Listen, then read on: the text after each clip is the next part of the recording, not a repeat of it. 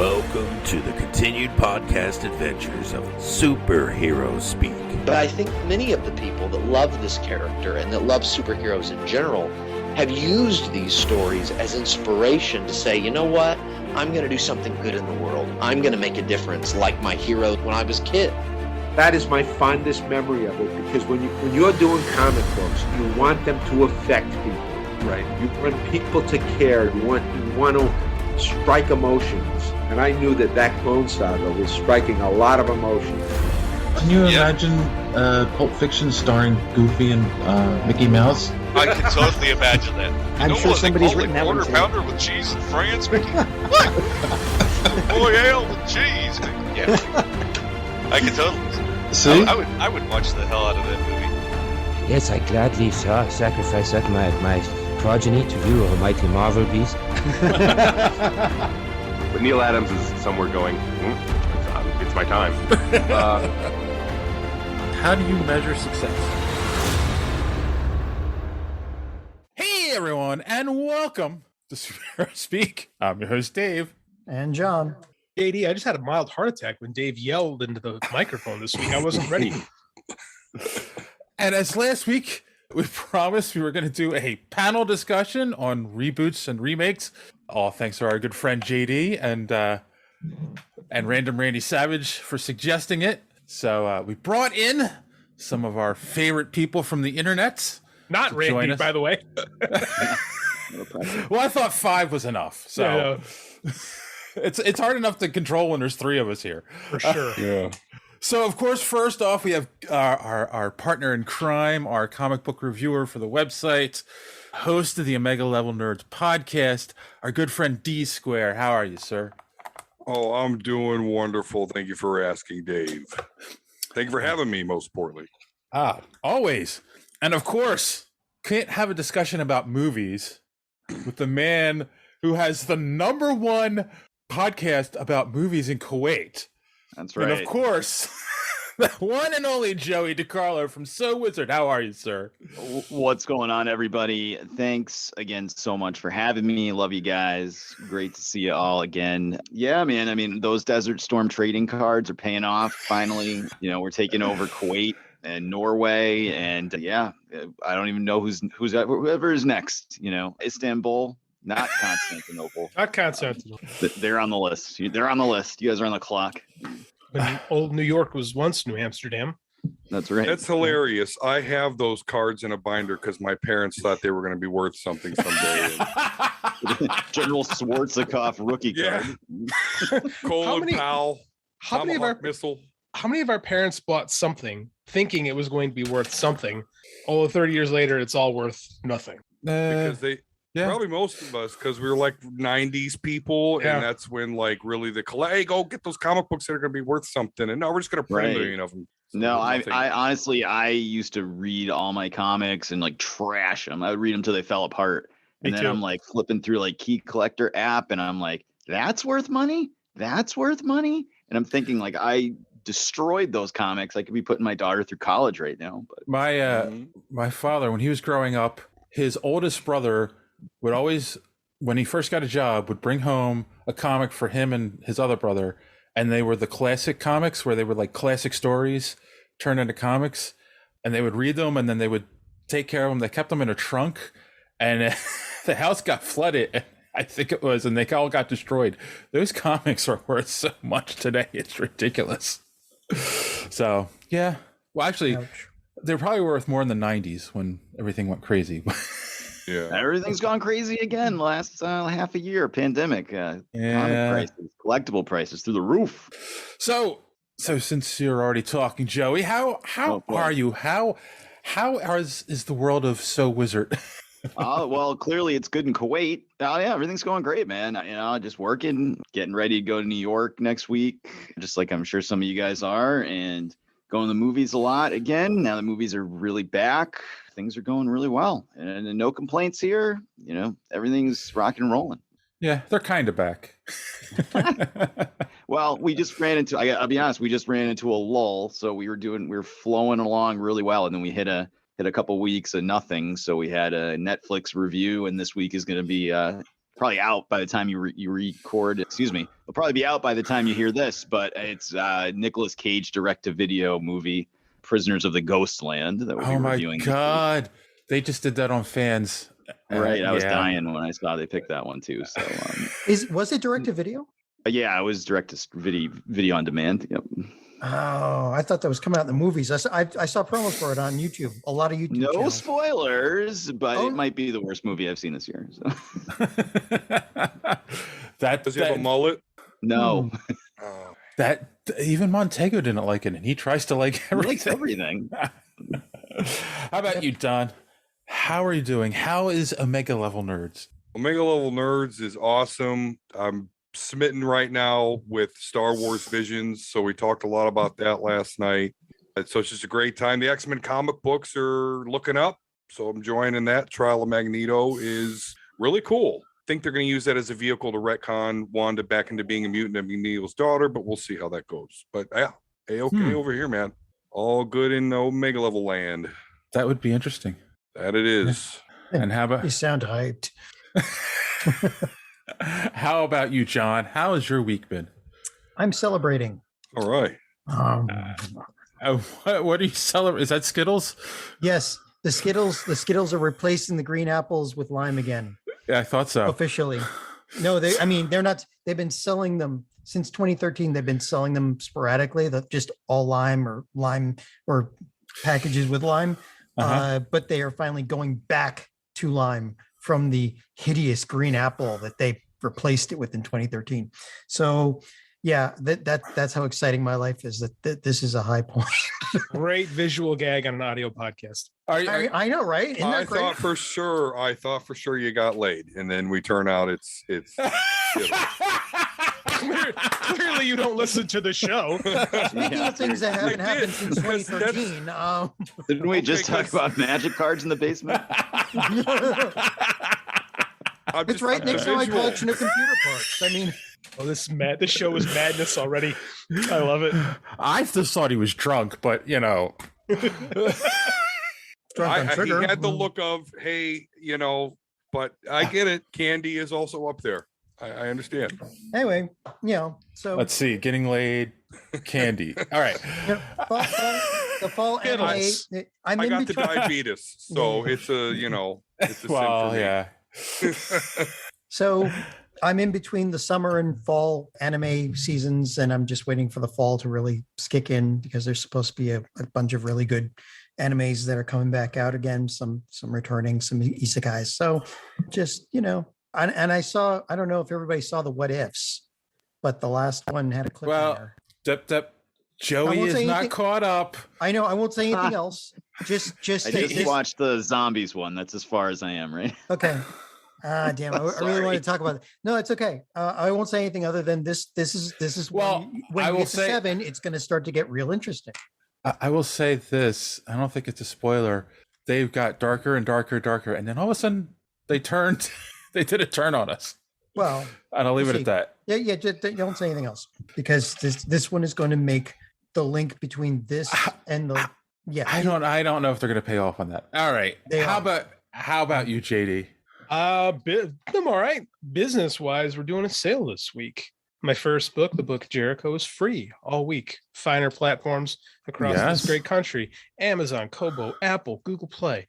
So if you want to read a book for free, you can check that out, Book of Jericho. I'm tweeting it out all week. I've got a bunch of these deal sites that are pushing it. And then the rest of the books are all $1 for this week. So you can jump in on the series, because the new book, Sundown, Where I Murdered John, comes out again, comes out on Friday. So it's a big week in JD Oliva land. I'm not going to read one of your books unless you murder me in it. I mean, sorry. Fine. Keep giving me money and I'll keep murdering you. Well, tell me when I can pay you that money. I'm working here, man. I'm working. I thought you already had all his books, though. I do. You do.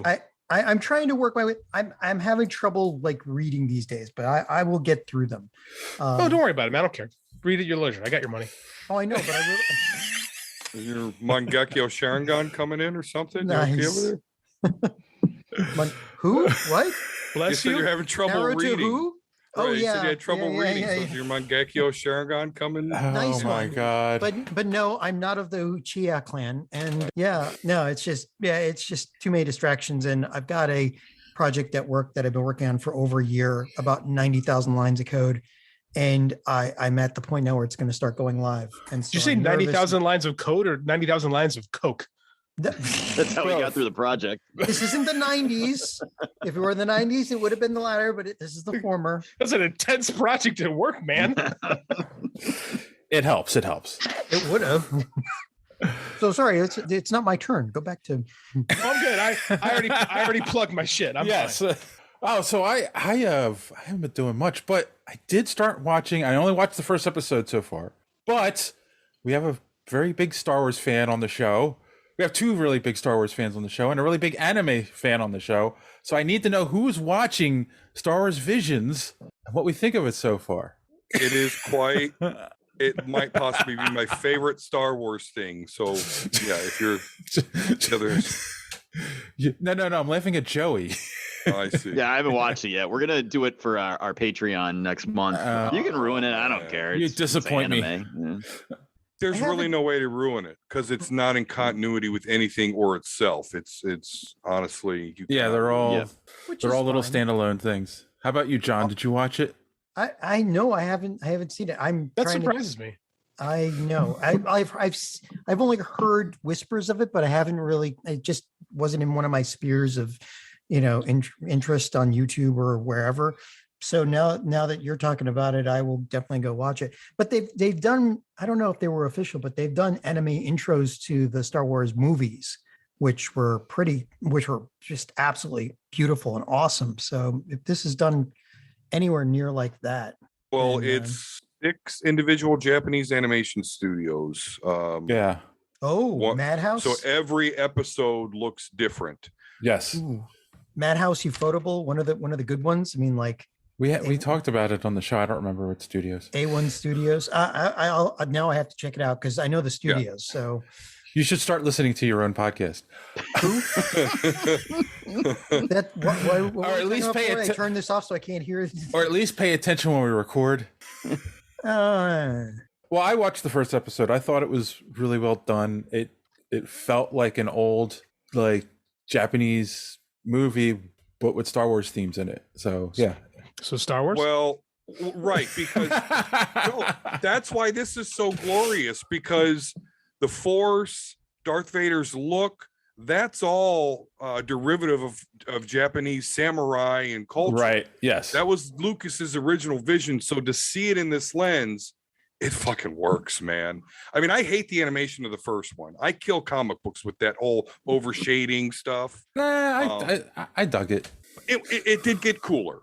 And don't get me wrong, it's probably a low point for me. The first 2 episodes were the low point, but after that, holy crap, is it balls to the wall. Like, I thought it was going to be crazy lightsaber show from the promos, and it is, but it's cool. I don't know. I just can't say enough about it. It's awesome. Are all the episodes out, or is this coming out weekly, or what? No. It's season 1. They're all there. 15 they put them all at 22 once. minutes a piece. Yeah, that's the other thing. They're all super, none of them are super long. There's a couple that are really short, and then there's I think 15 minutes is the average. And with that said, you care about the characters in these short little stories. This thing is so well written. Forget about how cool it looks. So I'm gushing over it. I love it. And it's got nothing to do.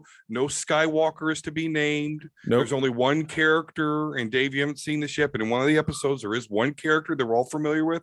But outside of that, there's no other characters that we know of that we even see. I know who it is because they did the first 3 episodes on Fans of Patrol, and it's Boba Fett, right? Yeah, it was Boba Fett. Does anyone use the ancient martial art of Terras Kasai in this? No. Ooh, that would be interesting. No, because in this most of these seem to be way off in the future, where Jedi are so old. Like it's a myth. Like there's Jedi, but there's no lightsabers in one of these. It's a big deal because then some lightsabers pop up. So all it's very ambiguous as where these things are happening, if they're even happening in the same universe. Lightsabers do not work the same in this vision. Star Wars, what if? Well, yeah, but that so in Star Wars Vision, they basically have this theme of the lightsaber has the color and the look of the person that wields it in their connection to the Force. So a lot of them look like katanas, which is awesome. So just crazy. So episode 3 is where the crazy starts, because we're literally talking about somebody wielding a lightsaber while they're riding the nose of an X-wing in space. And then, yeah, it's crazy. It's awesome, and I love it. And the only studio I recognize here is Production IG, which did episode 5. A lot of the others, they must be smaller studios. They handed out to a whole bunch of guys. This is interesting. This is really cool. It's great. And again, the stories are awesome, even though they're just 15 to 22 minutes. We had a whole conversation about this like a month ago. I know. I mean, yeah, but we didn't really, I even listed all of the studios while we're talking. So and confirm. Yeah, He's prove a busy it. man. Prove it. Okay, I'm going to insert clip of us talking about it here. Oh, you're not. No, He's not going to listen anyway. So what's the point? All right. Well, enough of that madness. We should move on to some. Damn it! Social media madness. I kept it short this week, John. Come on. So, of course, we talked about the Hawkeye trailer, and I asked people if they're excited about it. And see, here, the first one, Peter DeVilbilis. Peter Dinklage? Where I was going. What was that? Sorry, everything got choppy for a second. He said, was it Peter Dinklage? No, not Peter Dinklage. Peter DeVilbilis. DeVilbilis, yes. DeFalco? He just said yes. Yup, with a big old thumbs up. So exactly. Cool. And then Random Randy Savage, after we talked about it, and we mentioned the comic book series, he said 500 pages later, and I love these two. So he's excited for the show. Yes, he actually went out and read the run, so to get ready for it. I don't know how closely. Come on, it's the MCU. This is not going to follow it that closely, but should be exciting. It looks like it's going to be really fun. So, and we need something like that. Yeah, we really do. Yes, we do. And then, of course, we talked about the long-awaited reboot of The Lost Boys, to which Timothy Jones said he's commenting on the GIF I used too. Okay, but no mullets. Also, more importantly, what is the guy over Kiefer's left shoulder doing? I can't answer that. Looks like he's licking the pole. It does look like he's licking a pole. You guys both ripped up on this GIF, and I've seen this movie 1,000 times, and I've never noticed either of these before. Yes. Now I can't look away. And then there's those crazy guys from the Omega Level Nerds podcast chimed in and said, more importantly, what is Ellen over his right shoulder doing? You got to do something after you get canceled. So, yeah. So you retroactively go back in time to be in Lost Boys? Yeah, because no one would see it coming. If she had the power to do that, couldn't she go back in time and not get canceled? No, you can't. Time travel doesn't work like that. I don't make the rules. I don't know, man. I don't know. I don't know. And then finally, we've been talking about the Matrix 4, and the Recasted podcast said the pretty really didn't do anything for me. I sat there thinking, how did John Wick end up in the Matrix? Clearly not a listener, because that was my joke. I know. But it is your own true. material, person who doesn't listen to our show. Yes. So I don't know. I mean, we're gonna watch it for the podcast, and it's free. So yeah, I'm not gonna watch it. What's funny is my podcast partner and brother Volsker, as well as Jay, are super into the Matrix. They liked the Animatrix. I know my Volsker played the game, and it's like they have the polar opposite reaction that you guys have, as well as me and the general public, which is like, those sequels sucked. Like, who cares? But right, they're super into it. Like, no, because now the machines and the humans have to work together, and blah blah blah blah blah blah. Okay, how do we know that? What are we basing that on? The Animatrix, other stuff that's not the but we don't know. The thing is, we don't know anything about this movie. They could have thrown all of that continuity away. Other than Rocky 3, what basis? Because I read all the spoilers. Oh, fair. He knows what's going on. Do they have to work together, Joe? Not excited about it at all. Oh, okay. That good. I was hoping instead of like Colonel Sanders showing up and spouting a bunch of techno babble, they'd get like Wendy or maybe like the guy from the Arby's commercials. But yeah, no, just not feeling it at all. I mean, it feels a lot like the Terminator to me, or Alien, or I don't know, any of these other Predator. I mean, how many shitty sequels to a classic movie can you have before it just doesn't even matter anymore? Hey, Murray. Quite a few. Friday the 13th says 9.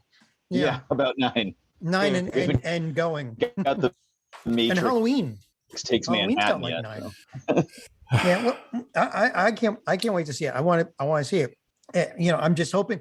I'm figuring. I'm going by probability.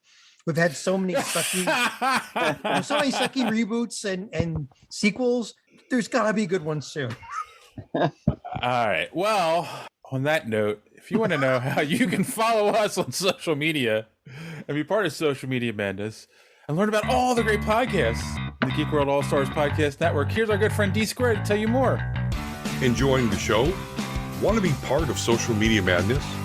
Make sure you are following superheroespeak.com, where you can find all of the show's social media links at the top of the page. While you're there, you can check out old episodes of the podcast as well as some other great content. Check the site often because we are posting some great comic reviews as well as comic book and movie news content every day. Make sure and follow us on Twitter at SuperheroSpeak. And while you're there, check out the rest of the Geek World All-Stars Podcast Network. You can follow them at stars_geek. The Geek World All-Star Podcast Network include great programs such as the Pop Prison Power Podcast, Cult 45, So Wizard, Fans on Patrol, the Gorilla Brain Podcast, and of course, Superhero Speak. Search for hashtag GWAllStars. You will not be disappointed. Now it's back to Dave and the boys on Superhero Speak. All right, thanks for that, Don. Perfection every time. And then while you're here, why don't you tell the listeners where they can find more Omega Level Nerds podcast? Well, you can certainly go to our Twitter at Omega Level Nerds. You can find our link to our YouTube channel where we stream the show live. Currently between 8 and 8:30 on Sunday nights, but that may be changing soon. We don't have a cool URL yet, so please go subscribe so I can finally have a cool YouTube URL and not be lame and have to direct you to my YouTube profile. That would be great. We also do Dragon Ball Z Abridged reactions now, which is hilarious. I implore you, please go check us out. Dragon Ball Z or Dragon Ball Z Abridged? Dragon Ball Z Abridged. Okay. Cool. Yeah, it's hilarious. And Joey, since you're busy trying to take a picture of the screen to post on social media, why don't you tell the people where they can find So Wizard Podcast? No problem. The easiest way to find us is at sowizardpodcast.com. That's got links to all our social media accounts. That's got the podcast every week. That's got links to all our YouTube content. That's got links to all our comic and movie reviews that are pros that are on there as well. Everything spins out of sowizardpodcast.com. Otherwise, find it wherever you get regular podcasts that you listen to. Yes. And eventually you'll find pickle pizza there. All right. We actually talk about that on this week's podcast. I figured. On that note, we're going to take our first commercial break and we'll be right back with the news. After these messages, we'll be right back. All right. We're back. JD should be excited for the first piece of news. Oops, I accidentally hit play. You've been talking about this for a long time. You're cautiously optimistic, JD. So I'll let you go first. We got our first look at Sandman on Netflix. What'd you think? Dude, this is literally the first few pages of the first issue of Sandman. Yes. I'm all in. I was all in before this sealed the deal. We got Morpheus's goofy looking helmet even. Like it's not a lot. It's like you get a break.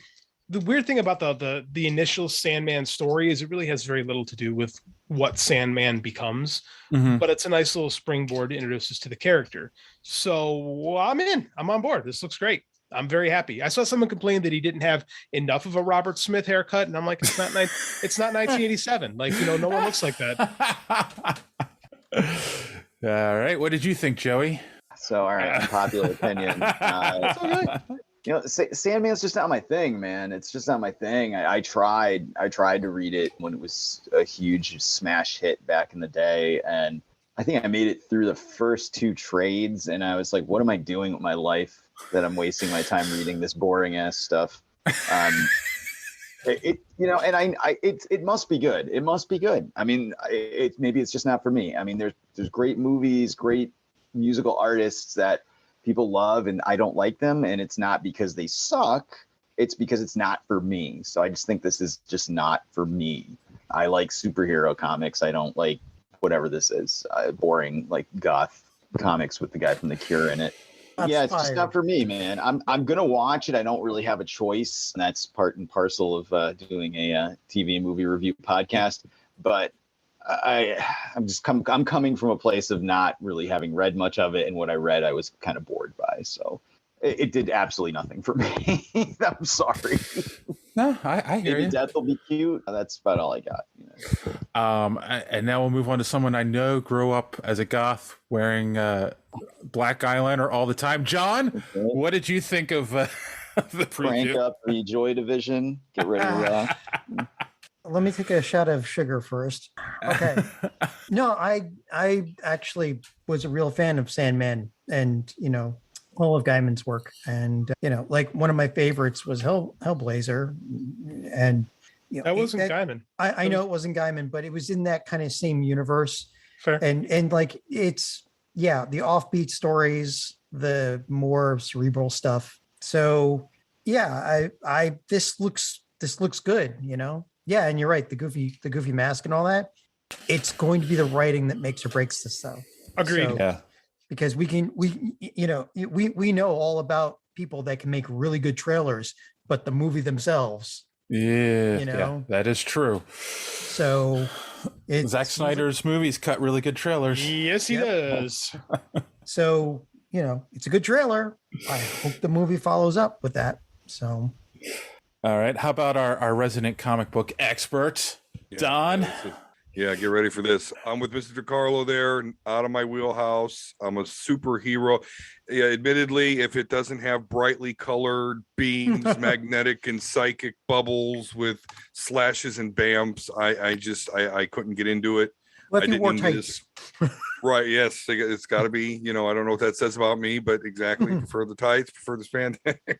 So, but with that said, if JD says, hey, this is the first 2 panels of the comic or first 2 pages of the comic, then I'm ultimately going to respect it more than most of the movies that are out there because I hold that comic book accuracy to a pretty high value there. So I'll check it out.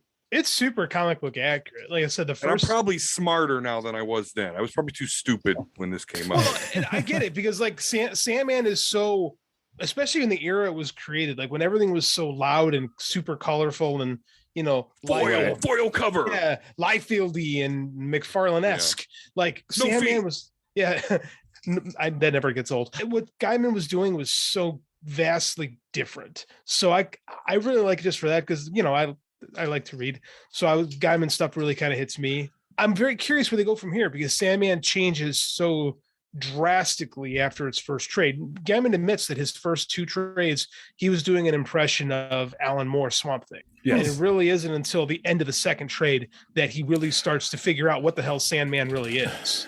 So I don't know where it goes after this. And I don't know if they even know. So that's, I like what I see, but I'm also like I'm still cautiously optimistic because I don't know what happens from here. That's a good point, and it's how is it going to be received? And I'm with you, JD. Like it looks so good, but then I start wondering: is it going to bridge the gap with people like Joey and Don who like are comic book guys, and maybe they'll like the show and get a little more interested? I don't know because Sandman never appealed to that. Like it was intentionally, we always joke about it being the goth book because it was like, that was the comic that was read by, I like to use it. I'm gonna go back to wrestling for a second. Like Raven from ECW always had his Sandman his Sandman shirts. Cause that was the prototypical Sandman reader, super gothy, super emo, like even before that was a word. Right. So it's almost like meant not to appeal to your traditional. Right. No, I definitely, growing up where I grew up here in Western Massachusetts, where the 5 colleges are, and there was this big like groundswell of indie comic creators, underground comics, and that Sandman was always held up as this thing like, this is what intelligent, like, real people read. It's a snap book. You plebs who keep our comic book store in business every week buying Spider-Man, you don't know what you're missing. You know, it was always masses. I mean, you know. Yeah, it's exactly. totally It's always like, you know, I'm like 11 buying like $75 of books a week, and I wasn't good enough because I didn't read Sandman and whatever black and white lesbian vampire comics were coming out that week. But Dang, you probably missed out on those. yeah, seriously. Well, it can't be worse than Why the Last Man, the TV show. So at least, you know, it's got that. Not a Vampirella fan. Okay. See, I'm starting to get a picture here that maybe Joey felt left out and picked on and ostracized for. Yeah, I just like this by the cool boring. Emo kids. Yeah, exactly. Like this comic's boring as hell. Give me all the Tom DeFalco Ron Friends Spider-Man you can get in my gullet, and I'll take that any day over this. So. Oh, that reminds me. Tom DeFalco and Ron Friends have a new independent book coming out. They do? Oh yeah, is it about goths? No. It's a superhero story. It's a character they created. They just announced it on Facebook the other day. Send me the link. Yeah, they have it on. They have it on one of the crowdfunding sites right now to make money to. I imagine Kickstarter. Or? It's either Kickstarter or Indiegogo. I don't remember which one. It's usually one or the other. So, anyway, I'm excited. I'll at least watch the first few episodes and see what it's all about. I'm sure we'll talk about it on the podcast. Moving on. So we had one story that I knew was going to excite JD, and another story I knew was going to excite John. It's finally happened. You're getting your Babylon 5 reboot. It's very sad that it's coming at a time when so many of the original cast are already starting to pass away. Well, it's a reboot, so it's gonna be all. First off, J. Michael Straczynski is returning to Helmet. Yeah, and there's no way they could remake it otherwise. And they're doing it on the CW, so it'll be filled with pretty people. That's the only thing that worries me. Straczynski has a history of having problems with the studios and such, interfering with his stuff. Uh-huh. The real Ghostbusters is a perfect example. Spider-Man was a perfect example. Yeah, Captain Power in the 1980s is a perfect example. Nobody remembers that except. Oh no, I had the Captain Power. I remember that. I got all those toys for Christmas one year. So. Yeah. He became the showrunner towards the end, and that's why it got super serious. And the storylines actually were, because the show was only a vehicle for for basically selling toys, right? So that when they showed the bad guys on the screen with a special background, you could shoot at it with the toy. Yes. It was a toy that came with a VHS that you got to zap your TV with. Yeah, yes. That's game-changing shit, man. I'm pretty sure.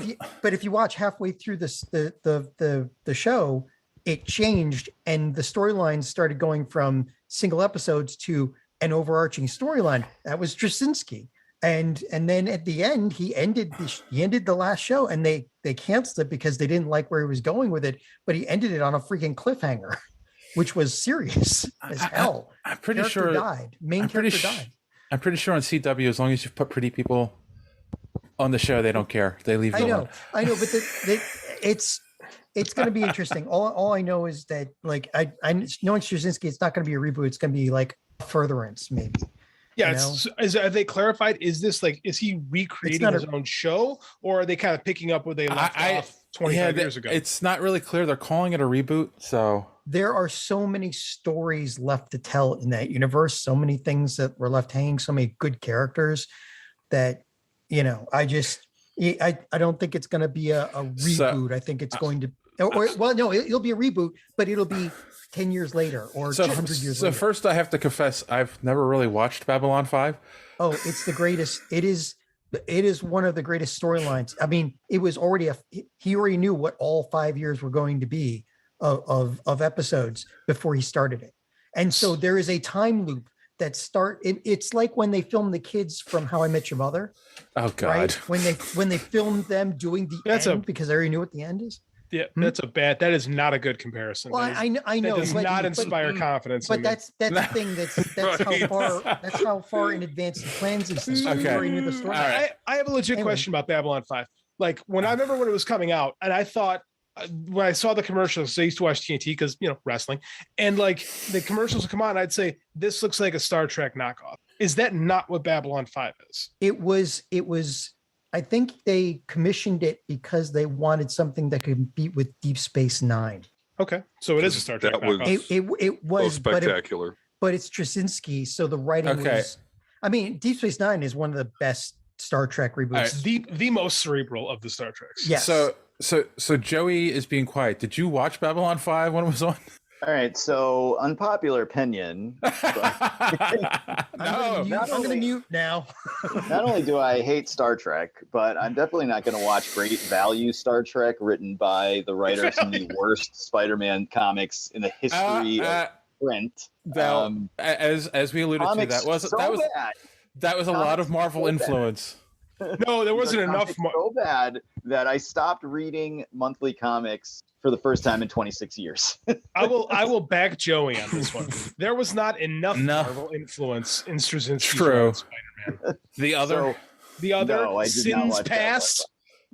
Yeah, well, don't get me started on Sins Past. See, that's the thing, though. Like knowing all of Straczynski's work, I would never have suggested for him to write a comic book. No, he did Rising Stars. That was pretty good when it came out on time. And that was kind of what New Marvel was doing in the early 2000s. Is they were going for, home run creators. That's when you got Morrison on X-Men and Kevin Smith doing Daredevil. Like this is all the same era. So it makes sense that they would, because literally JMS literally wrote my college screenwriting textbook. So, I mean, he's a heavy hitter. Oh, yes. His Spider-Man, I like the first half, was all right. The second half is just fucking terrible. So what is it? Just a case of everybody has a stinker once in a while? No, just a case of the editors don't say, Joe, maybe Gwen Stacy shouldn't be humping Norman Osborn. That's what we're talking. Okay. All right. Don, we'll wrap this up with you. Did you ever watch Babylon 5? And do you want to see this reboot? No. Listen, you guys referenced Star Trek. I looked at it and said, what is this Star Wars wannabe bullshit? Fuck this. I was working at GameStop / Funko Land at the time, where we were trying to carry a lot of toys. I specifically remember watching these Babylon 5 toys sit there and collect dust. So I can't really speak on it. I can only say I looked at it in my simpleton mind, in my narrow view. I said, no, that's not Star Wars, not for me. Okay, but then again, back in those days, it now is different from then. Like now you put on the CW, which gave you even more reason to hate it. I know. I mean, let's be real. Right. How is this show gonna, if it's like what you've said it is, like all this cerebral, smart, detailed layers of storytelling, how are we gonna sandwich that on the C freaking W? Oh, we're not. I know, right? That's the thing I'm worried about. Yeah. I will say, okay. The storyline is there were 5 Babylon stations, and the first 4 were destroyed or sabotaged, and Babylon 5 was the last chance for peace. So I'll say this, so John doesn't feel totally alone and attacked. Having been to and worked many conventions, I will say the fans of Babylon 5 are very loyal and love the show. The people who got it and really loved it. So I would imagine the audience will have dozens and dozens in it. All right, now let's move on. This is a lie. Let's move on to the really big story of the week, the one that everyone's been talking about on social media. We got to talk about it. This is something we talk about all the time on this show, about artists and creators not getting their just due, but this is a little different because I don't know. So apparently this started out with the Ditko family and Larry Lieber wanting to get back the copyrights for Spider-Man, Iron Man, I can forget some of the other characters, Doctor Strange and whatnot. And of course now Marvel has turned around and put out lawsuits to block them from this. So it's become a big kerfuffle because obviously their copyrights are coming up this year or the end of this year, beginning next year. That's why the families are jumping on it. I think this whole thing is kind of ridiculous, but let's go around the room and get everyone's opinion. Don, we'll start with you. Where do you stand on this? I mean, I'm always going to stand with the families because it's not like if this happens, Disney won't still make a shit ton of money. They'll just have to pay some to the heirs of the property. But with that said, if I own Disney, best lawyer's usually going to win. I got more money than you, so I'm going to squish you like a bug. But I think that's why you're seeing the Substacks. You're seeing writers now understand, if I'm employed by you and I make a character that then 20 years from now, 30 years from now makes billions of dollars, and my family or myself cannot benefit, then I just want to keep the property to myself. So this is going to create change. It's just not change that the heirs of these properties are going to benefit from.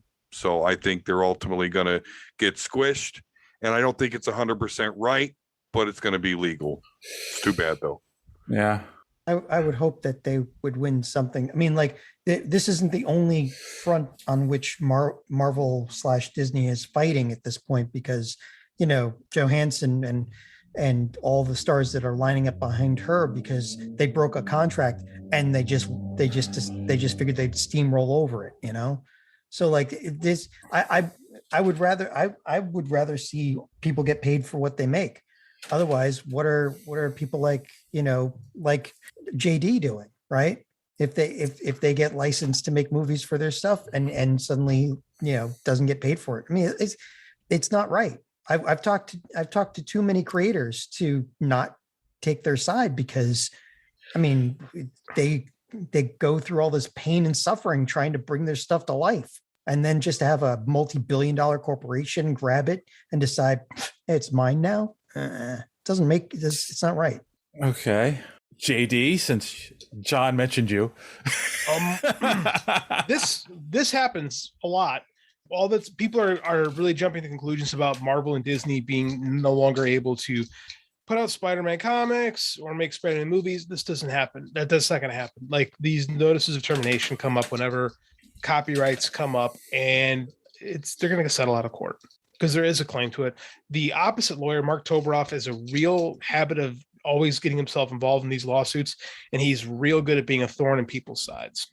So he's going to stick around, and they're just going to cut a bigger check, which, quite frankly, they should cut a bigger check, right? Ditko died, I don't know about penniless, but he certainly didn't die a wealthy man for all that he contributed to the medium. And Don's right, as far as like the Marvel has become this mid ground, right? Like, you start in the comic, the trajectory of a comic creator now is you start off doing indies, right, to build up your reputation.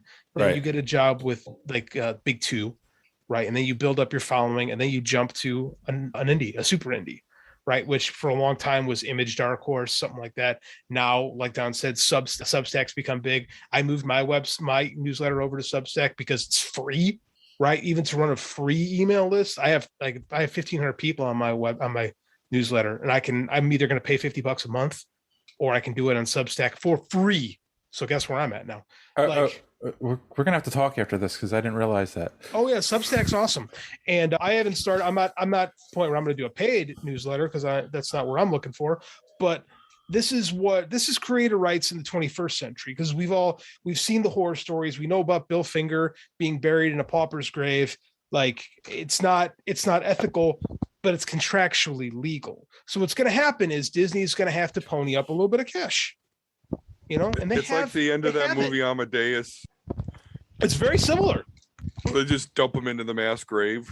Yeah, that's pretty much what happened with Bill Finger, the guy who did most of the creation of Batman, while Bob Kane became incredibly wealthy. Like, according to Bob Kane's grave, God gave him a vision of Batman. That is near literally actually on Bob Kane's grave. It is. Like, it's you will not find a more shameless self-promoter than one Bob Kane.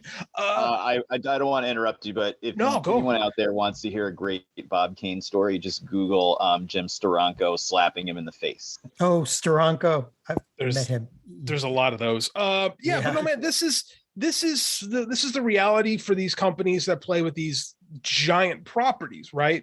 They're going to squash the vast majority of these lawsuits, but these people have a little bit of a claim. So you're going to have to make them happy. And all it's going to be is you're just going to cut another check, right? Disney can afford it. They'll be fine. It's not going to be a huge check, but it's going to take care of the heirs. Do you think they're going to settle, or do you think they also 100%?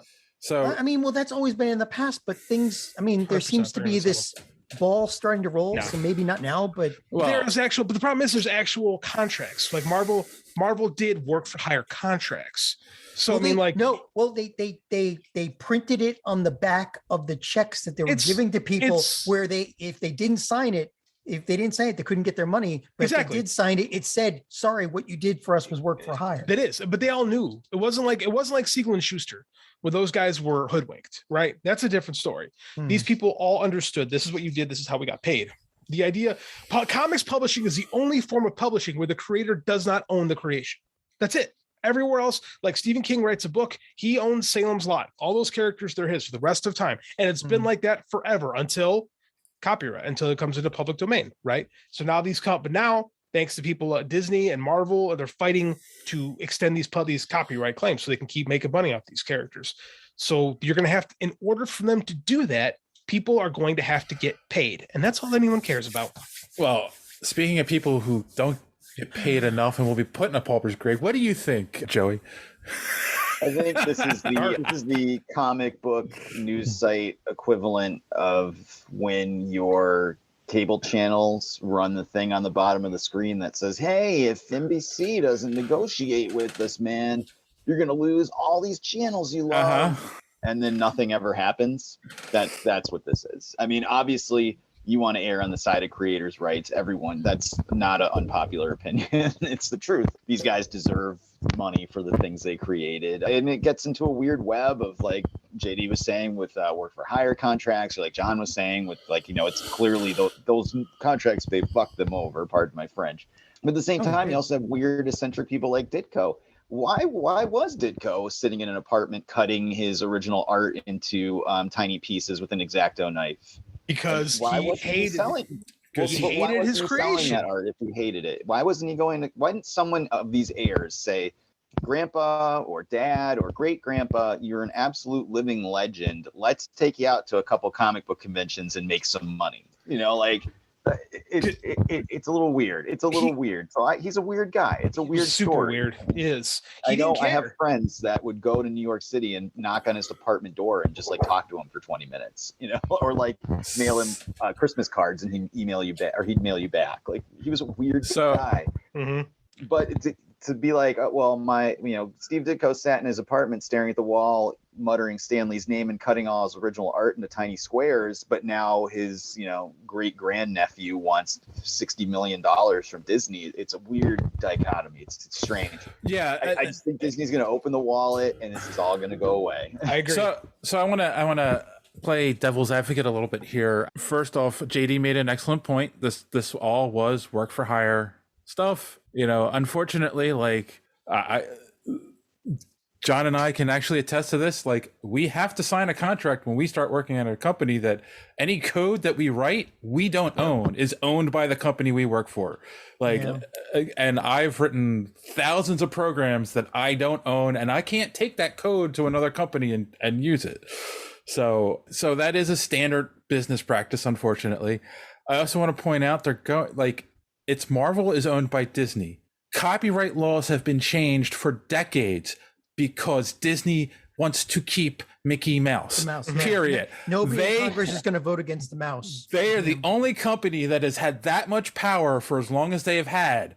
They're not losing this. Like, as much as people want to say, "Oh, yay, creators," I'm sorry, history is not on their side. Yeah, they're the reason why copyright laws continue getting publicity extended to get them to cut the check.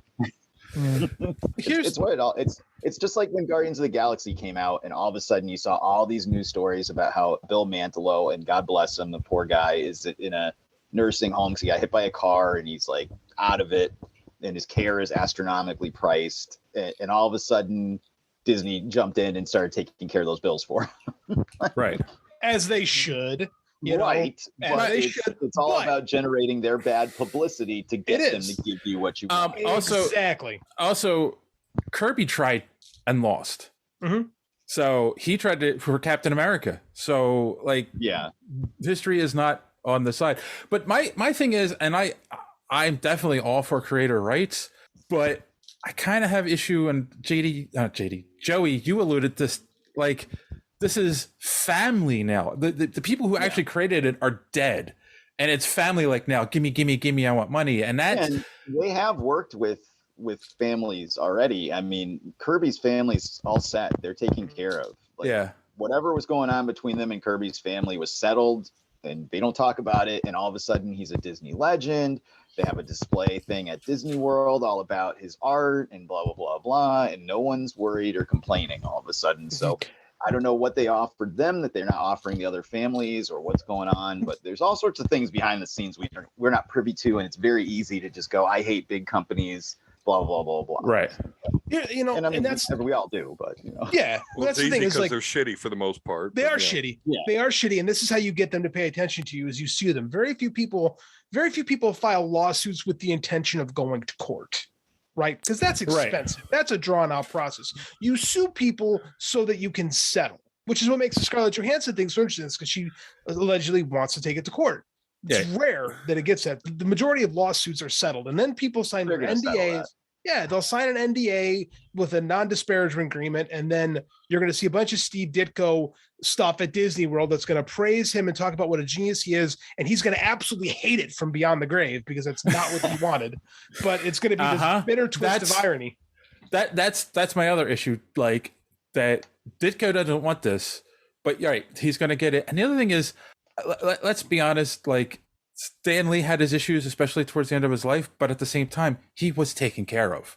So Larry Lieber now demanding stuff, it's like, wait a minute, like that you need to settle that with his daughter. That's not between. Well, that's different. Like that's everything with her, and that's another can of worms altogether. Like that, I don't know about. But as far as this whole thing goes, Disney's going to cut a sweet check to everybody. Yeah, that's going to cost them, and it's just going to go away. And it'll go away. But this is what you do: is you get this isn't just a comic. This isn't Bleeding Cool writing an article. This is the Hollywood Reporter getting on this. Right. So it's actual news. But this happens a lot.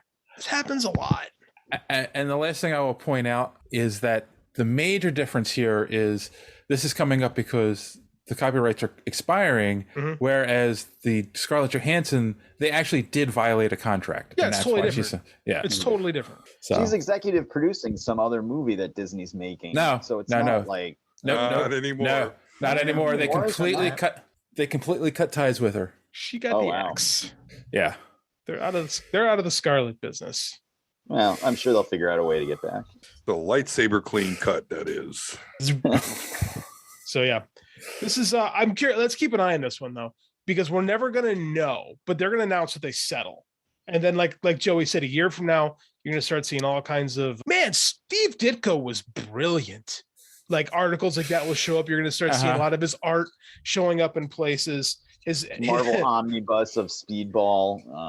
He will become Marvel's Ghost of Christmas Past. And it's going to be like, and these guys loved Stan and wait, what? Anyway. No, I don't think they'll say that, because I don't think it's said about Jack. They won't play. They won't like play that fast with history. But like his family will get money, which is what they care about, and it's whatever. Like. I don't know. It just has a different feel with Ditko than it did with Bill Finger. 100%. It's 100% that he deserved that fucking credit, and like he needed that. That credit was important. Whereas this is like, that Ditko didn't want this, but his heirs want that money. So I don't know. It's such a weird way. You don't know how to feel on this thing. Right. He was in the Chris Claremont documentary a lot that I watched. He's actually responsible for Jean Grey being killed. Although Chris Claremont wrote it, Chris Claremont originally wrote the idea because he was beefing with Ditko, and they were kind of at an impasse. So he's just like, fuck it, we'll kill her. We're going to tell him we're going to kill her. And he's like, yeah, kill her. I think you're thinking of Jim Shooter there.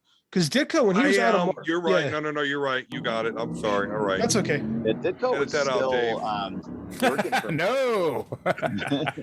They would the evidence that I'm an idiot. Annuals and stuff, but... Hey, John, do you know who Ditko also created? One of your favorites, Squirrel Girl. Yep. He is now my the artist on the first appearance of Squirrel Girl in Marvel Comics Presents. And Doctor Strange. That's why Doctor Strange is up on the table. All right. All right, moving on. What does Chris Pratt, Anna Taylor-Joy, Charlie Day, Keegan-Michael Key, Seth Rogen, Kevin Michael Richardson, what do all these people have in common? They're going to be in a movie that you're going to. I got it first. They're all going to make a movie that you're going to say we have to review for the podcast, and I'm going to be conveniently absent that week. No, we are not going to review this for the podcast, but since we're going to be talking about reboots, they're making another Super Mario Brothers movie. Thank God this one's going to be animated. I interrupted Don. Don, you gotta align them, please. Well, my answer was they're about to make a fuckload of money. I know. I can sense your guys is like, Mario. My kids are gonna fucking love this movie. Yeah, they're not wrong. And ever since the original live action Super Mario Brothers movie, Nintendo doesn't let anyone make any movies whatsoever without them expressly being involved and approved of what's going on. So, well, there's a reason for that. Yes, a very big reason. I don't know how we're going to get Chris Pratt into "It's a me Mario," but okay, we'll see how it goes. Well, Jack Black as Bowser sounds fun. That's the important question. Is that cultural appropriation? If Chris Pratt does a fake Italian accent, Joey, you're Italian, right? Yeah, I'm a greasy wop. I am too. So I'll go. Oh, okay. No, definitely not. No. It's not offensive at all to you guys. No. Okay, good. Seth Rogen is Donkey Kong. We're Italians. We don't get offended. It's far too. Why can't they get an actual monkey to play Donkey Kong? Well, they did get Seth Rogen. He's close. Monkeys are notoriously temperamental on the set, especially when doing voiceovers. They're just not cooperative. This movie's gonna suck. It's gonna be terrible. All right, so I'm gonna start. This movie's gonna suck. There's For no us, yes. All right. So I'll start with Don. Don, you are the one with the well, also JD. You young kids, are you going to see this movie? Oh, I'm sure. I mean, if you would have asked me, "Are you see Frozen 2?" I'd be like, "No." Guess what? I've seen hundreds of times. So Dom, would you like to see Moana? No, thank you. So I'm going to end up seeing this movie because my kids love Nintendo. They love Mario. I laugh when people say, "Who wins the console wars?" Well, guess what? It's Nintendo. Every Nintendo makes money the quickest. Nintendo's games don't lose value. Nintendo wins the console war every year. Sorry to tell you that. But nonetheless, they make quality stuff. The kids love it. This is going to make a fuckload of money. How about you, JD? I would have said this is stupid until Sonic. You said Sonic was good. And like Don was saying, because of the child, we sat and watched Sonic, and I was shockingly entertained by Sonic. It had no right to be as good as it was. That being said, I don't have the faith in this movie. I don't know if it's the casting announcement or what. I want to see a trailer. Maybe I'm letting my Bob Hoskins and John Leguizamo memories twist my opinions of this subject. I mean, I'm a big Dennis Hopper fan, and in my mind, he was not King Koopa. It was, I don't know. I'm having a hard time with Chris Pratt as Mario, but yeah. Joey, I know you'll be there day one, right? Well, I'm going to see it probably week 2. It's supposed to come out the same day as Avatar 2. So, okay. Planning 2022 out that far in my head for So Wizard. We probably do the week after. I don't have the show planned out that far, only through February. I don't know. We don't know what we're doing next week. That's incredible. Yeah. So my faith in this comes from the fact that Nintendo is psychotic about adaptations of their characters at this point. That original live action Mario movie cut them deep. It cut them deep, man. That's the cut us deep too. It's like, it's a bad movie, but just the way they were treated by the studio during the making of it and everything, they flat out said, "We will never do this again." They were supposed to be working with Netflix on a Legend of Zelda series, and they flat out walked away because there were leaks about it to the press. Yeah. They left all the money on the table and said, "No thanks, we're out," and walked away because someone leaked about it to the press. So they're nuts. So I have to believe if Miyamoto's involved, Nintendo's involved to that point, that this is not going to be terrible. I think the casting announcement is a misstep. We weren't going to have Charles Martinet or whatever his name is voice 90,000 characters in a movie. It wasn't going to happen. So people need to let go of that. But I don't know. Anya Taylor-Joy, star of Playmobil, the movie. my 2020 Woman Crush of the Year on Frozen podcast, so I'm not complaining about her. Most of the cast is fine. I'm having trouble, like you guys are, trying to figure out how Chris Pratt plays Mario. And it's not a thing against Chris Pratt, because I like him as Star-Lord and everything else he's in. I don't have a problem with him like some people do. It's just trying to figure out how his voice, which I think of as Star-Lord or Emmett in the Lego movie, fits into Mario's mouth, and I can't get there. I can't get there in my head. And like you said, I need to see a trailer. I'm not concerned about the animation, the story, or anything else. I'm worried about those voice actors and how it's going to translate in my head after, what is it, like 20, 30, 35 years of Mario that we think he sounds a certain way. So I got to get there, but I'm not concerned about the movie in terms of quality at all. Well, how about Keegan-Michael Key is Toad? I mean, I watched the Super Mario Brothers Super Show, so I did too. I watched that too. Yeah, I'm expecting Toad to sound like a guy from Brooklyn and squeak all the time. So. Are you telling me there's not a Guido out there that could have been Mario? Like, the more I think about this Chris Pratt thing, the more frustrated I get. That's what I'm saying. I'm trying to figure out how his voice gets there. I can't get there in my head. There's not one guy, not one Italian American that could have done this role. Now I'm offended. I've gone I've gone 180 degrees on this. Right. How about you, John? You're going to be there day one. First off, I can't picture Chris Pratt saying, "It's a Mario." Andy Serkis should have played Donkey Kong using motion capture. And yeah, I just, we've been burned so many times that I'll wait for it. I'll watch it just because, it's either going to be good enough where you can say, hey, this is worth my time, or it's going to be so bad that you can, 20 years later, you can say, I was there when the riots started. Well, that I don't know. As I kept saying for a long time, the last movie I had seen in the theater was Sonic, and at least it was a half decent movie. But that was the last movie you saw in the theater still, or no? No. I've seen Black Widow and Shang-Chi since then. But so I don't want anything else to happen and me to sit there and go, the last movie I saw was Mario. Wait until they show off what Mario is going to look like, and there's an uproar, and they have to fix his mustache. There will be an uproar, no matter what he looks like. Someone is going to be angry about something.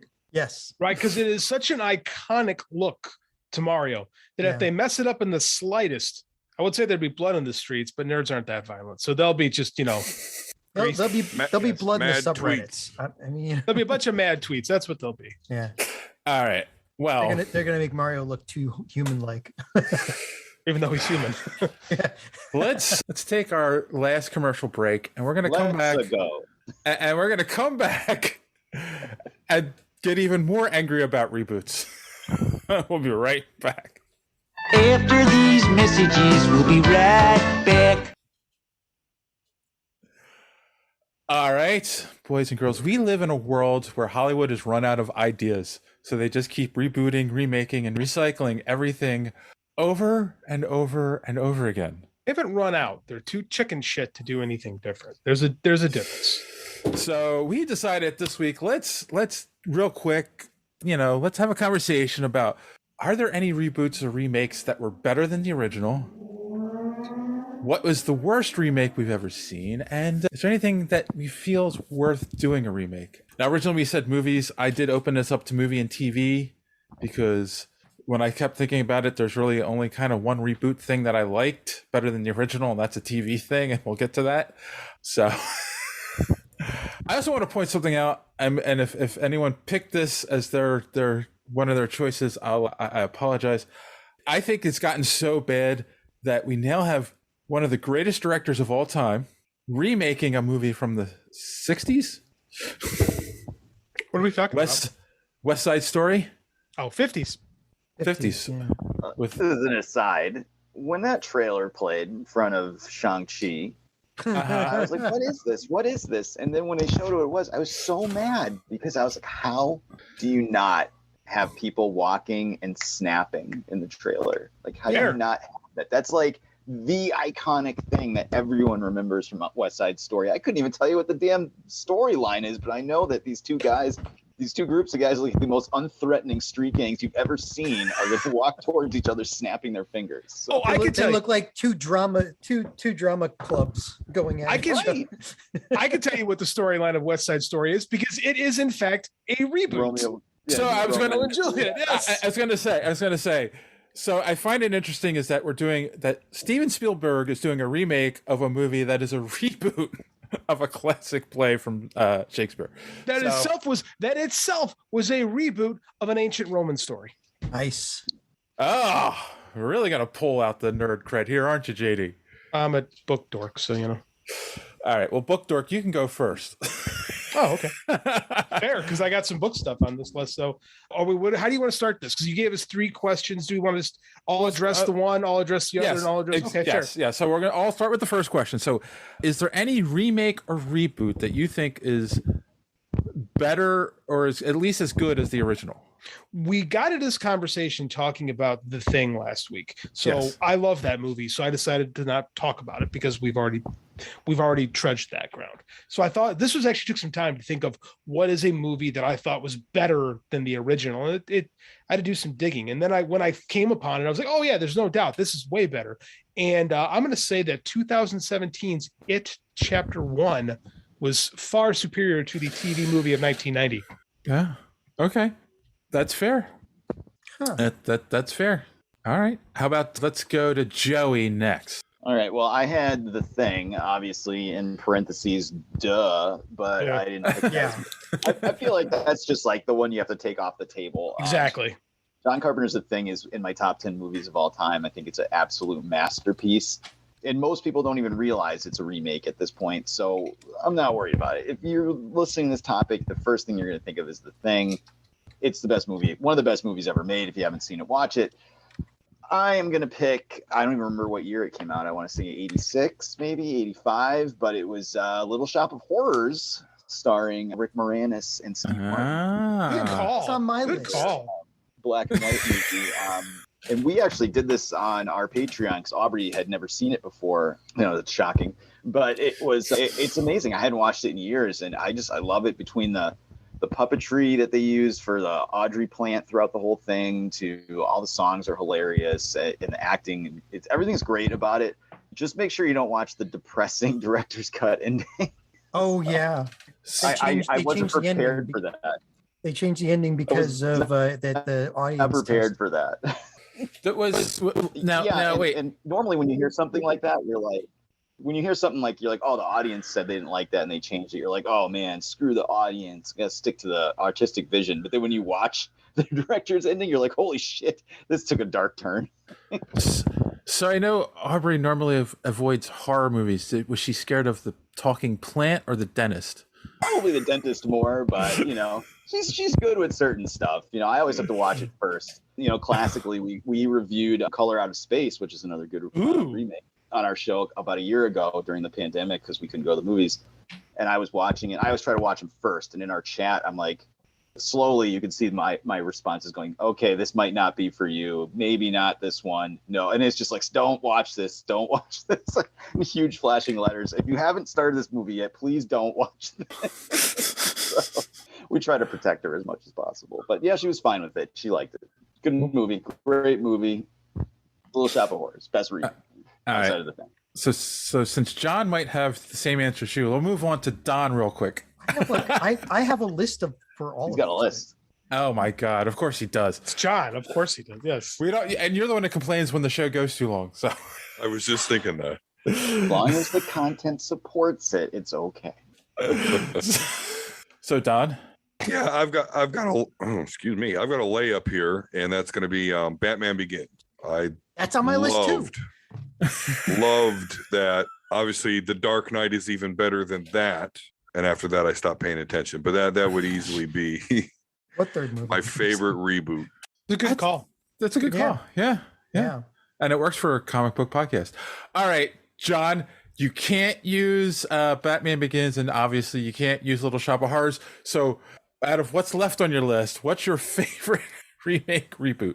All right. I know I've still got a few left on my list. Yeah. So one would suffice. And, all right. Well, and some of them are TV. I'll just tell you, like, The Parent Trap, The Mummy, The Fly.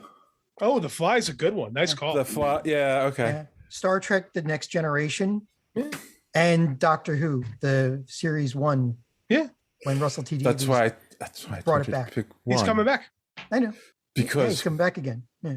Because go ahead. No. I'm just that's it. I mean, like the Parent Trap was a remake of the 1950s or 60s one, and wait, you think the Lindsay Lohan Parent Trap is better? Yes, with Natasha Richardson and Dennis Quaid. I thought it was a lot more fun. All right. You know, they're both good. That's the thing. That's one of the few where they remade it, but they were both good. I'll take your word for it because I haven't seen either of those films in decades, so I believe you. But the Mummy with Brendan Fraser and Rachel Weisz, but not the one with Tom Cruise. No, that doesn't exist. No.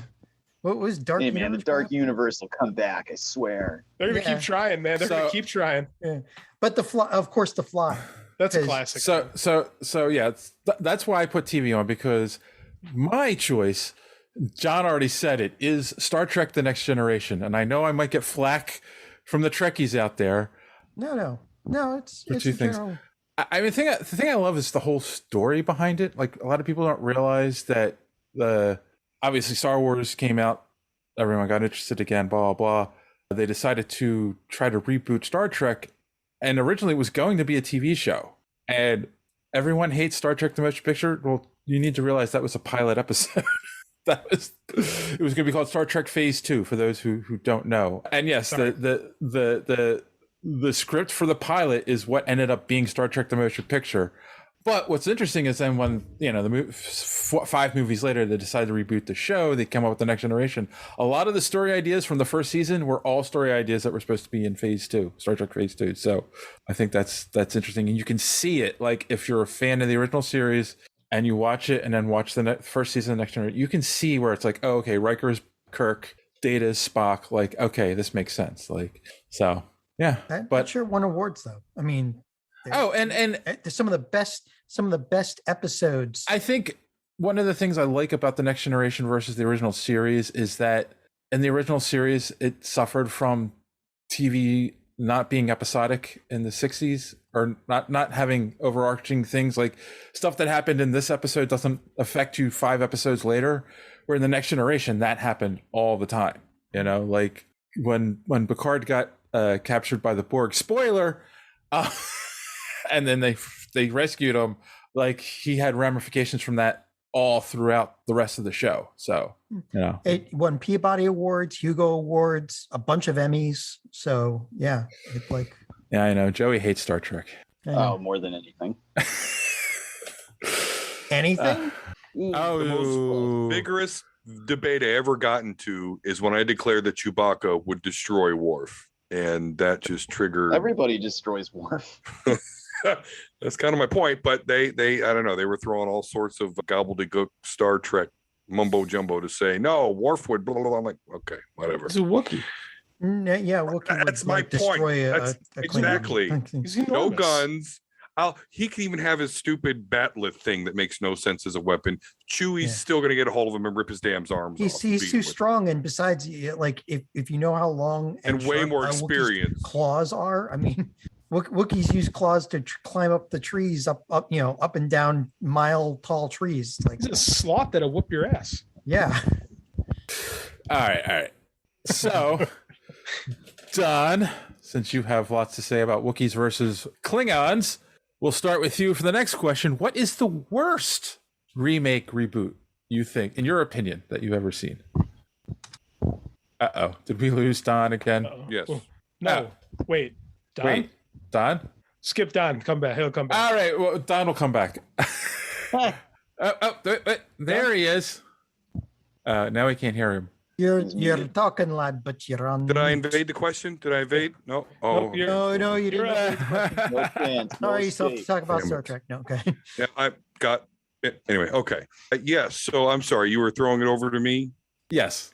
And this is what's the worst reboot I've ever seen? Yes. Okay. That goddamn Godzilla with Matthew Broderick. Oh, good one. Amen, brother.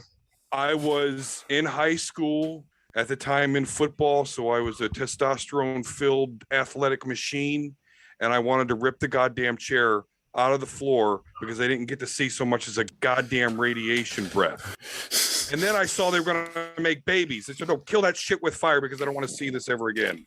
Thankfully, I guess in Japan they did just that. I guess they had one Godzilla kill that Godzilla. Toho Studios bought the rights to that thing, called it Zilla, and then killed it in Godzilla Final Wars. The best political move within like 30 seconds.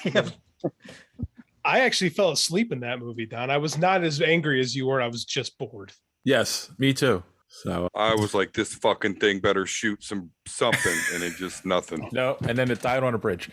And we're left with Matthew Broderick and Hank Azaria. Isn't that what you go to a Godzilla movie for? Big stupid chin.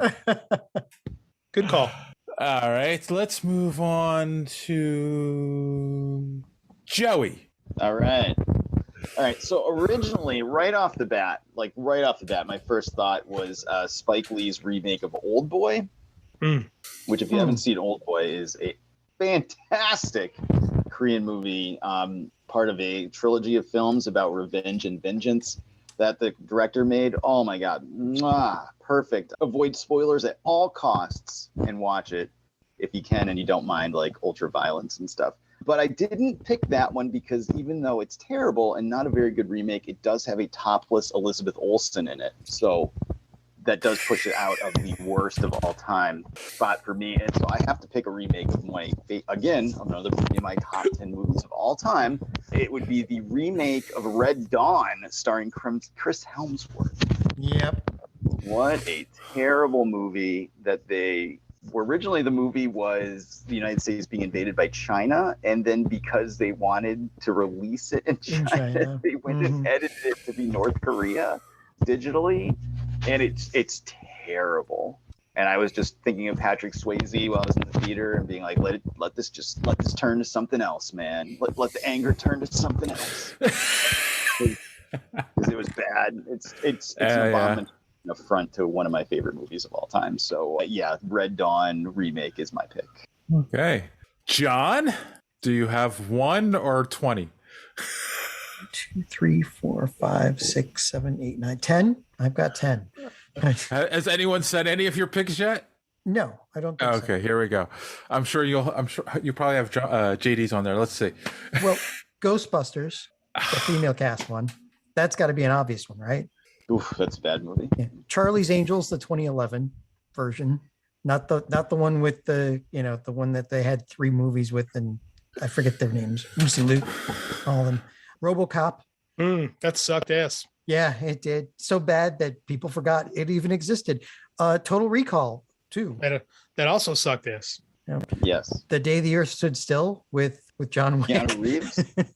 The Lion King, with a live action one, because it's really hard to get emotion from animals where they're not, manipulating their faces so they show emotion. They're not emoting. Yes. Yeah. Yes. The Haunting. I like The Haunting. You didn't like The Haunting? That compared to the original is a classic. Fair. It is. And it left you guessing at the end whether or not the one was crazy or if it was, or if there really were ghosts. That's true. This one was just a ghost. Let's scare people, jump scares, and knock what's his name's head off at the end. How the Grinch Stole Christmas. Wait, which one? Jim Carrey. Yeah. The Carrey. Yeah, that is also ass. Yes. Yeah, and for the ears, not the eyes. Les Miserables, 2012. You don't like Hugh Jackman singing? No, nobody needed that. There was so much auto tuning in that it was just, yeah. Anyway, so there you go. All right, JD, did he steal any of yours? No. Oh, those are good lists though from John. I'll give that. I love horror movies, right? And part of what makes horror movies cool is the fact the best ones are low budget, and the people making them have to be creative to overcome the lack of a budget. Right? They have to use their imagination to entice your imagination to scare you. So anytime a studio comes around and says, we're going to remake this horror movie, and they throw a bunch of money at it, it never works. Ever. So there's a collection of movies I can choose that are not nearly as good as the original. Even Evil Dead is not a good movie, but it's fun. And the remake of it is not fun. That's not my choice, but it's in that same spirit. I'm going to say the 2010 remake of A Nightmare on Elm Street. Oh. Yes. Was that the one where like the Nightmare on Elm Street movie existed in? No, that's a New Nightmare. And yes, that is a good movie. That is a great movie. It was the best way to cap off that series. Yes, it was. Okay. Yes, that is a really, really good. That's actually Wes Craven's proto Scream, because a lot of the same concepts that he played with in Scream he started messing with in A New Nightmare. That's a good movie. No, this is the one where Jackie Earle Haley, him of both the Watchmen film and what was that movie? The Bad News Bears, replacement for Robert Englund as Freddy Krueger. And you lose all the charisma, you lose all the quirkiness that was Robert Englund as Freddy Krueger. Yes, it got over the top at the end, but he was still menacing and horrifying, creating a cultural icon as a villain. Jackie Earle Haley who's a good actor, brings none of that. The film, it just doesn't work, right? And it's a bigger movie. It should be a better movie, but what it lacks is Wes Craven's creativity, right? It lacks his ability to find actors, because again, young Johnny Depp's in that movie. Heather Langenkamp's really good in that movie, right? It's creative. This was just schlocky. Yeah. Mm-hmm. And like you could attach that to the Texas Chainsaw remake. You could say that about the Friday the 13th remake, where they tried to have it be his mom, and the studio's like, no, he's got to have a hockey mask, because they don't get it, right? But at no point is it more on display than in the remake of A Nightmare on Elm Street. Okay. I hate that movie. It's interesting because John said my pick again, and you mentioned my runner-up. Oh. Would you like to take them? It's like, I'd like to hear what the picks were. Yeah. Okay, so my pick was the 2017 Ghostbusters, because it just like you're talking about Nightmare on Elm Street, it missed the point of the original movie. It was like, and again, how you can get four of the funniest women in movies, put them on screen, and they're not funny, and it's just like, who wrote this? Like, you're just trying to cash in on a name. You're missing the point of why this movie was popular, why this franchise was popular to begin with. And the same thing with Evil Dead. Like, you missed the point. Like, it's a bad movie on purpose to push it to the point to be a comedy. Yeah, so when you try to make a serious horror movie out of it, it's like, that doesn't work for me. Yeah. No, that's like I said, those are movies. That's the thing, is like these movies get remade sometimes, and they forget the studios behind them forget why they were popular in the first place. Right. Yeah. Like cult movies. Why people like them should stay in the cult. Yeah. And it's a good thing that, like, for Ghostbusters, that, Jason Reitman is coming back to, basically bring it. It's called Ghostbusters Afterlife. They're bringing the franchise back to life after what happened with the last one. The trailer shows that with the 2016 Ghostbusters, really liked was heart. Yeah. Right. Like the first having watched this movie, like Don's talking about with Moana and whatnot. I love Ghostbusters, but man, let me tell you how many times I've seen it in the last month. Sweet Jesus. There's so much heart in this movie, and it's not, I don't even think it's intentional, but it's just there. Mm-hmm. Right. And they focus on there's some raunchy scenes in Ghostbusters, but it's not what you come out remembering. Right. You come out remembering the fantastic. Right. And I think that is a movie that didn't focus enough on the heart. Like that movie, the Ghostbusters is a movie that makes adults think like little kids again. Right. Yeah. And they missed that. So that movie also sucks ass. All right. Now the big question that everyone out there is pondering. And John, I'm sorry you're going last, because I'm sure you have a list again. No, I've only got one. I've only got one. Really? Okay. Mm-hmm. What's a classic, or what's a movie that you enjoy, or maybe you thought was horrible and could do well with a reboot or a remake? So you only have one, John? You promise? Well, yeah, but I'll go last. I want everybody else's first. All right. So Joey, you can go first this time. Okay. Well, my original thought was Snake Eyes G.I. Joe Origins, but just actually make a good movie. keep the bareness and get rid of everything else. But no, that's not. I actually went downstairs and I went through my entire DVD collection and I walked the shelves and said, what would be great to see again that we haven't seen in a while? And I kept coming back to the same thing, and it was Jason Statham movie duology, which is Crank. I love those movies. They're hilarious. They're irreverent. They're inappropriate, and they're really fun. And I'd love to see what they could do with a different scenario, with a different actor. I don't want to be that guy, but maybe a female protagonist, like just something crazy. Those movies were wild, and I'd love for them to just grab some young, hungry indie directors and maybe some wild casting ideas and just say, here's $3-5 million. Just go absolutely nuts. Do you have besides switching the lead to a female, do you have an idea for something that would hook in modern audiences? No. I just want more of that type of feel, the ultra violence, the insanity, and the inappropriateness of it all. You got to keep it cheap, and you got to make it lean, mean, and angry. And I think it would be fun. You would need a really good cast and crew. See, I thought you were going to pick Iron Eagle. No, I mean, we've already had 6 Iron Eagle movies? I would love actually an Iron Eagle remake to fight against the Top Gun sequel. Iron Eagle is clearly the superior 80s fighting movie. So I'd like to see Iron Eagle versus Hot Shots, but yeah, sure. But let's get it back. Bring it back. Who's going to play Chappie Sinclair? What do you think? Is Denzel around? Yeah, exactly. All right. Well, Don, since you piped in, what is your pick? All right. Well, on my list of they're remaking everything, so why the fuck not? On top of that list would be Highlander. However, nice, good one. That looks like it's being made, and it looks like Henry Cavill's going to be in it. And I'm too stupid for The Witcher, but I will tell you, great fucking sword handling by Henry Cavill. So excited about that. So that's not because it's happening. I will now answer you in song form. Oh no. If it works. Yeah, it will. Hell yes. Yeah. Wait, did you say The Last Dragon? Yes, he did. Oh, absolutely. Absolutely. You control the power of the glow. I met the guy who plays Shona at one of the conventions, the Finger Lake one. Shogun of Harlem.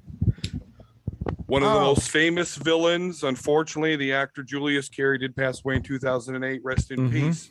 However, everybody knows who the baddest is. That's Shogun. Shogun of Harlem. Leroy with the glow.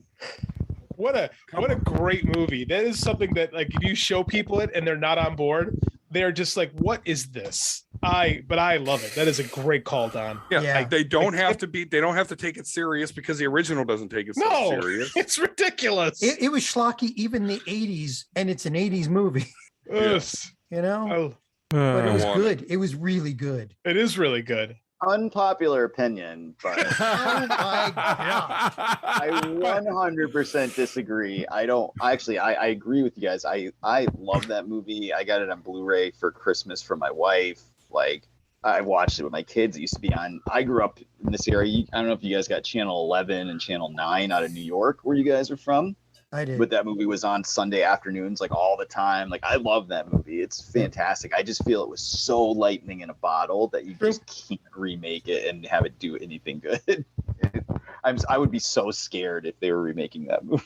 I'm assuming that we're saying these should be remade with the caveat that it would be with an incredible writer. Oh yeah, and that would be good. No studio interference, and nobody's saying they should remake this like shit. Exactly. It's just scary. That's just so scary to think like, oh, this is this movie that you love that was just such a lightning strike that that could never be made today. I swear, I think this is the basis for Dragon Ball Z with the whole glowing stuff. I've always thought of that. I've always given. You could do a real-time sequel. William H. Macy coming back. If we can get a Cobra Kai TV show, we can get a Last Dragon real-time sequel TV show. All right. So I guess now we can move on. Since John wants to go last, we'll move on to JD. You better hurry up. I've got 3 now. Lord, I am going to. Joey was talking earlier about the genius work of John Carpenter, and I always get scared when people talk about remaking his movies. Like, I'm not Big Trouble in Little China is not what I'm suggesting, but that one always gets thrown up for remake, and I'm always like, I get like what Joey said, like, oh, I don't want to see that. Yeah, that's. There is a Carpenter movie that I think is brilliant, that I think has more social resonance now than it did in 1987 when it came out. But some of the special effects have not aged well. And based on that, I think this movie, in a very similar vein, could be remade today for a modern audience, specifically with better special effects, just so it gets people thinking a little bit more. And I'm going to say They Live. Yeah, what is that? I'm here to chew bubble gum or kick ass and chew bubble gum, and I'm all out of bubble gum. Yes. I think we talked about this before, and we've mentioned it. That sounds like something I would have said because I did say it. Yeah. But it resonates a lot more because of, I think because of like the anti-consumer, like when it came out in the 80s, consumerism was at an all-time high. So the movie is a little subversive. Now I think that there is an anti-consumerism slant that's a little bit more in the mainstream, that's a little bit more in the zeitgeist. So I think that if you presented a movie like that today, I think it would be more accepted. And I think you could do cooler stuff with the villains, because quite frankly, what we've seen in reality kind of eclipses what the bad guys in They Live actually did. Yeah, we're more of an oligarchy now than ever. Yes, yes. So I think that a movie like They Live could have more resonance if you kept the same, guttural indie pirate, John Carpenter tone to it, and it would take a very talented director to do it. And I can't think of who that'd be off the top of my head, but I would like to see it. Okay. John, you guys did way better than I did. All right, like I've got 3, but one of them is a TV series. I don't know if they're not bringing back Airwolf, John. Come on. Oh, come on! They just need to find an actor with at least 3 different ways of grimacing. That's all. That's right. Ernest Borgnine ain't walking through that door, fans. I know. The Greatest American Hero. I would like to see they've been threatening to remake that for years. I know. And they tried. They had The Greatest American Heroine that they tried to hand the torch off, and it didn't take off. No. But what was that, JD? No, I was saying that they try, and I like the idea. I love that show. I know. Yeah. It and the heart, it's one of those things where you said, like, it had so much heart. Yeah. And yeah, I think they if they remade that or rebooted it, they could do an amazing job. They're gonna have to find some damn good actors though, because the guys in there, the one who played Maxwell was just, that guy was an award-winning actor anyway. But beyond that, like, I'd say Dungeons and Dragons and Krull. Krull was good. I'd like to see a Krull remake. Yeah. There's a lot that they could do with that as long as it had a budget. It had no budget back then, none whatsoever. And no, when you say a Dungeons and Dragons remake, are you talking like the cartoon Dungeons and Dragons? Or are you talking the bad movie that came out that we talked on the show that I didn't even know was a thing a few years ago? Like when you say a Dungeons, there've been 2 or 3. There's another. I think they're already coming. They're already remaking Dungeons and Dragons. So I don't know. They are. Yeah. So how would you want to see that happen? Like what would you want to see with that? Yeah. A good one, finally. But that's a cheap answer. No, I'm serious. What would you want to see with that? I got an answer if you don't. Oh, no. Well, I'll answer and you should answer. Like, because I, for me, the problem has been that they treated it like a joke, and Dungeons and Dragons, like I come from anime. There's an anime called Goblin Slayer. And basically the whole premise of it is this guy who goes out and only goes after goblins. He'll take jobs to clear out goblin mounds, and all of these young adventurers go out and say, "Oh, goblins are nothing." And when you see what a few goblins can do when they're smart and like they're just murdering people left and right and taking out towns, like Dungeons and Dragons with the compendium of monsters that the thing has, and all the history and mythology that they've got with all the settings, all the different worlds. There's so much that could be done with it. It's got at least as much mythology as Star Wars or Star Trek, or both of them combined. So they could tell some really serious. John, but there are 2 sequels to that Dungeons and Dragons movie. Yeah, and it's another one of those things where the first one was bad enough, and nobody remembers the other 2. But like they could do so much with it. Like well, but that's the thing. It's open. They could do anything with it. So right, but they could bring in some of the people we know, like Dritz Jordan. That's what I was about to say. I want a R.A. Salvatore Forgotten Realms Icewind Dale trilogy, especially since they just fucked over the Dark Alliance game that has those characters in it, which is completely unplayable from what I understand. So that's where I'm going with it. Why are we not having Drizzt movies? Especially since we're in the We Too movement. Like, just think if we introduced Menzo Baranzan and the Drows. And for those of you who don't know, Drow society, the women are the stronger ones. The women just whip the men around and make them their slaves, and they serve a god stuff. Queen spider. I mean, Loth, yes, Loth, yeah. So my headphones are broken for a second. You guys were speaking a different language. I got none of the last 5 minutes of this conversation. And they've got there's like all these personages all over Faerun and. All these other Arrakis. Was it not Arrakis? I forget. There's a sand planet. There's that's Dune. But there's also a sand planet in this with like we're getting a reboot. The Tarrasque. There's you want kaiju. There's the Tarrasque. I mean, there's like so many different things I could do with this. And yes, the cartoon would be a good place to start as well. I like the cartoon. I liked it when we were kids. Yeah. So, as long as we get Sting in a Benno bikini, I'm fine. No. That's the problem. It's a controversial subject I've discovered. Okay. I actually had 2 because I was thinking about this. The obvious one to me, but I think it would have worked better if it was made a couple years ago, is Back to the Future. No, that's sacrilegious. No. See, I knew I was saying that right. No. Heretic. Superhero speak wishes Dave all the best in his future. Yes. No, that doesn't work. Yeah, see, I knew you guys were gonna react like that. No, I think it could work. Again, it's the idea is bringing in modern audiences to franchises that we like. It all started when, remember when they had the face swap with Robert Downey Jr. and Tom Holland. As Doc and Marty, and it's like, oh wow, that looks good, that works. That's what, like, originally I started thinking, like, oh, how could you make this work? But I actually thought about this, and it's going to sound weird. Mannequin. Why would you want to remake Mannequin? That's a creature of the 80s. So here's that doesn't exist in any other time period. So what you do is, first off, I think we lost him. That's the most bizarre thing I've ever heard. Dave, continue, please. Okay, so instead of making her an Egyptian queen or whatever she was in the original and getting cursed, start her off during the Salem witch trials, and that she's a witch and gets turned into a statue that becomes a mannequin at a store, but the whole time she can see what's going on, and then when she finally gets woken up by whatever true love or whatever it is, Andrew McCarthy, it becomes a commentary.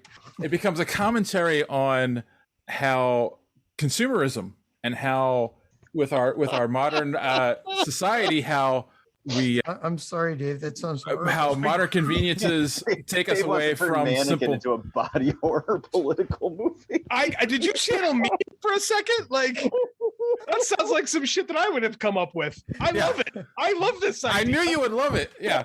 Was there a Cronenberg aspect to this? David Cronenberg's Mannequin. This is the most important question, David. Who is going to cover Nothing's Gonna Stop Us Now for the soundtrack? No, it's all modern soundtrack. You don't bring back the old songs from the 80s. That's what everyone does, though. No, you got to do it like Billie Eilish and like really slow and like super moody. Yes, but see, the idea of like we have all these modern conveniences which seem like witchcraft to someone from back then, but yet take away from our simple enjoyment of life. Wait a minute, You who's, put a lot of listening to thought this? into the mannequin duology today, didn't you? who's going to play Hollywood? That's what I want to know. Right. I don't think you can get away with that character nowadays. Yes, I don't know if we can. That'll be Nas. Little Nas X. Yes, Yeah, actually, there you go. Actually, that could work. Yeah, That's actually not a bad suggestion. Oh, Blumhouse, get on the phone. Blumhouse. Dave, I thought this was a terrible idea, but you have sold me on it. I adore this. Well done. Way to stick the landing. That's madness, my friend. Absolute madness. I love it. Try to be a little different. That's all. It's great. I don't think if we had our reboot bingo cards, not a single one of us would have picked mannequin. Exactly. I knew it. That's like Z28-1. That's